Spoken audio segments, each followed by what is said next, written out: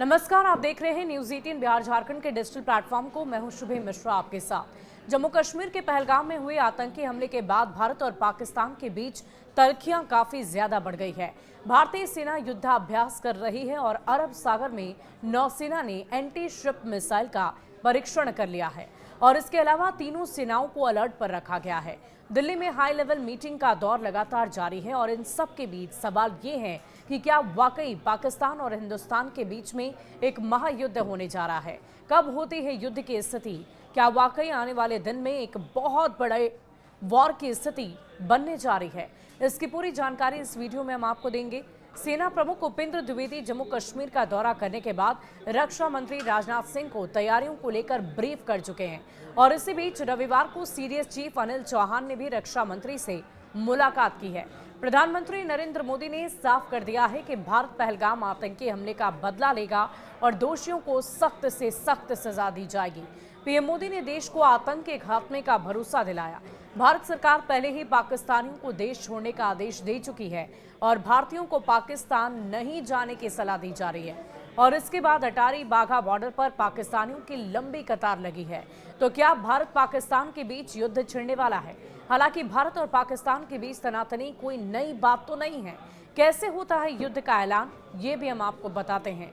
युद्ध का ऐलान आमतौर पर एक औपचारिक प्रक्रिया होती है जिसमें एक देश दूसरे देश के खिलाफ सैन्य कार्रवाई शुरू करने की घोषणा कर देता है। ये प्रक्रिया अलग अलग देशों के कानून, अंतर्राष्ट्रीय नियमों और ऐतिहासिक परंपराओं पर निर्भर करती है। युद्ध की घोषणा से पहले देश अक्सर राजनयिक चैनलों के माध्यम से एक दूसरे को अल्टीमेटम भी देते हैं या फिर कूटनीतिक संबंध तोड़ने की धमकियां देते हैं।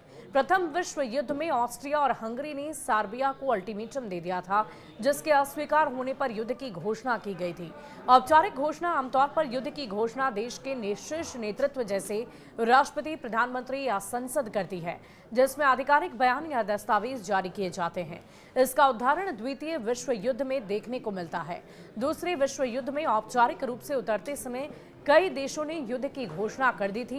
1941 में पर्ल हार्बर हमले के बाद अमेरिका ने जापान के खिलाफ युद्ध की घोषणा की थी। कई देश में युद्ध की घोषणा के लिए संसद या विधायिका की मंजूरी ली जाती है। भारत ऐसा ही एक लोकतांत्रिक देश है। भारत में संसद की सहमति महत्वपूर्ण होती है और कुछ देशों के संविधान में युद्ध की घोषणा की प्रक्रिया को स्पष्ट रूप से परिभाषित भी किया गया है। अंतर्राष्ट्रीय नियम क्या कुछ कहते हैं, ये भी हम आपको बताते हैं। वर्तमान में अगर दो बड़े देशों के बीच युद्ध होता है तो इसके परिणाम सोच से परे हो सकते हैं। आज के युद्ध बेहद खतरनाक हथियारों से लड़े जाते हैं। युद्ध को टालने के लिए अंतर्राष्ट्रीय स्तर पर कुछ नियम कानून बनाए गए हैं। संयुक्त राष्ट्र चार्टर का अनुच्छेद 2.4 ये कहता है कि किसी भी देश को बल प्रयोग से बचना चाहिए, सिवाय आत्मरक्षा या सुरक्षा परिषद की मंजूरी के। हालांकि आजकल युद्ध की औपचारिक घोषणा कम हो गई है क्योंकि कई संघर्ष अनौपचारिक रूप से शुरू हो जाते हैं। औपचारिक युद्ध की घोषणा बेहद दुर्लभ है और इसकी जगह देश सैन्य हस्तक्षेप, आत्मरक्षा और शांति स्थापना जैसे शब्दों का उपयोग करते हैं। साल 2003 में इराक युद्ध इसका सबसे बड़ा और नया उदाहरण है। अमेरिका ने औपचारिक युद्ध की घोषणा की जगह ऑपरेशन इराकी फ्रीडम का नाम दिया। क्या भारत पाकिस्तान में युद्ध होगा? ये इस वक्त का सबसे बड़ा सवाल। पहलगाम आतंकी हमले में 26 लोग मारे गए, जिनमें ज्यादातर भारतीय पर्यटक थे और इस हमले की जिम्मेदारी आतंकी संगठन लश्कर-ए-तैयबा का हिस्सा माना जाने वाली द रेजिस्टेंस फ्रंट (DRF) ने ले ली है। भारत ने इसे सीमा पार आतंकवाद से जोड़कर पाकिस्तान पर हमले को समर्थन देने का आरोप लगा दिया है। दोनों देशों के बीच तनावपूर्ण स्थिति बनी हुई है और दोनों देश के बीच रिश्तों में तनाव चरम पर पहुंच गया है।